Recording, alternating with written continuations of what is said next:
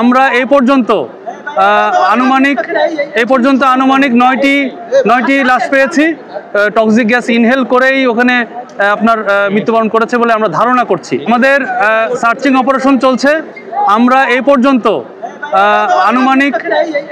আনুমানিক 9টি লাশ পেয়েছি, যেটা আপনার বিভিন্ন মানে আপনার যে উপরে মালামাল যেগুলো পুড়ে আপনার হয়ে গিয়েছে। বেসিক্যালি আমরা ধারণা করছি যে এটা কেমিক্যাল, যে প্রথমে একটা বিস্ফোরণ টাইপের হয়েছিল, যেখান থেকে আপনার মানে বিষাক্ত গ্যাস, যেটা খুবই টক্সিক, যেটা খুবই ফ্ল্যাশ ওভার হয়ে ওই বিল্ডিংয়ে আসে।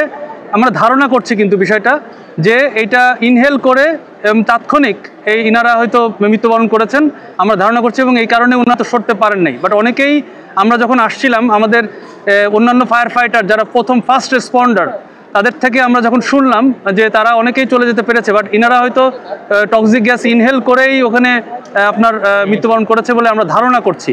তবে এটা বিস্তারিত অবশ্যই তদন্ত করে জানা যাবে। তবে আমরা এই পর্যন্ত 9টি লাশ পেয়েছি। তবে আমাদের সার্চিং অপারেশন এখনও চলমান রয়েছে, এবং একই সাথে আমাদের পাশে যেই কেমিক্যাল গোডাউনটি রয়েছে, আমি এইমাত্র দেখে আসলাম যে এটা এখনও ভিতরের দিকে আগুন জ্বলছে। সুতরাং এটা কিন্তু আসলে রিস্কি। আমরা ওখানে কাউকে অ্যালাউ করছি না, ইভেন ফায়ারটারদের অ্যালাউ করছি না। আমরা সর্বোচ্চ প্রযুক্তি যেগুলো লুপ 60, গ্রাউন্ড মনিটর, যেগুলো মানে হিউম্যানলেস যেসব টেকনোলজি রয়েছে, সেসব প্রযুক্তি দিয়ে এবং ড্রোন দিয়ে এই সমস্ত কার্যক্রম করছি। আমাদের এখনও অপসারণ মানে আপনাদের যে কেমিক্যালগুলো রয়েছে, এই কেমিক্যালগুলোর নিউট্রালাইজেশনের কাজ এখনও শেষ হয়নি।